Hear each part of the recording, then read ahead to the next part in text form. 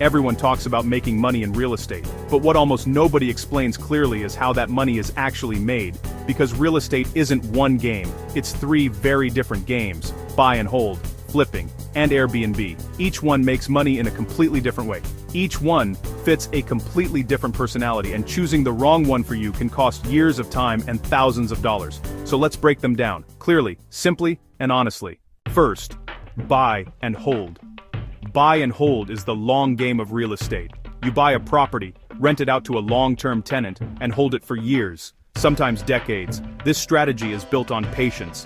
The money comes from monthly rent, gradual rent increases, loan paydown, appreciation over time, and tax benefits like depreciation. It's not flashy, it's not fast, but it's consistent. Most buy and hold investors aren't trying to get rich this year. They're trying to be wealthy 10 or 20 years from now. The biggest advantage of buy and hold is stability. Once the property is rented and running smoothly, it can feel almost boring, but boring is powerful. The downside is speed. Cash flow can be modest at the beginning. You won't see massive paydays overnight, and tenants, no matter how good, will eventually cause problems. Buy and hold is best for people who value predictability, long-term wealth, and passive income over excitement. Next, flipping. Flipping is the opposite of buy and hold. Instead of slow and steady, flipping is fast and aggressive. You buy a property under market value, renovate it, and sell it for a profit, ideally within a few months. This is the strategy everyone sees on TV. The upside is obvious. If done correctly, flipping can generate large chunks of cash in a short period of time. No tenants, no long-term commitment, just buy, fix, sell, repeat. But flipping comes with serious risk. Renovation costs can explode, timelines can drag, contractors can disappear, and if the market shifts at the wrong moment, profits can vanish entirely. Flipping is also very hands-on. If you're not actively managing the project, you're gambling. And here's the part people don't talk about enough.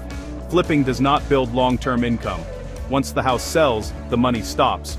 You're back at zero, looking for the next deal. Flipping is best for people with strong capital, construction knowledge, emotional discipline, and a high tolerance for risk. Now, Airbnb and short-term rentals. Airbnb sits somewhere between buy and hold and flipping. Instead of renting long-term, you rent short-term, by the night or by the week. When it works, Airbnb can generate significantly more cash flow than traditional rentals. In the right market, one Airbnb can outperform multiple long-term properties. There's also flexibility. You can block off dates, you can use the property yourself, you can adjust pricing dynamically. But Airbnb is not passive. It requires management, cleaning, guest communication, maintenance, and constant attention. And regulations matter. Local laws can change, permits can be revoked, entire markets can shut down short-term rentals overnight. Income is also seasonal. Some months are amazing, others are painfully slow. Airbnb is best for people who want higher cash flow now, understand their local regulations, and are comfortable running a hospitality business. So which strategy is best? There isn't one. The best strategy depends on three things: your goals, your time, and your risk tolerance. If you want long-term wealth and minimal stress, buy and hold makes sense. If you want fast money and don't mind risk, flipping might fit you. If you want maximum cash flow and don't mind active management, Airbnb could be the move. And here's the truth most investors eventually learn. The smartest investors don't choose just one. They start with one, they master it, and then they layer in the others as their skills, capital, and goals evolve.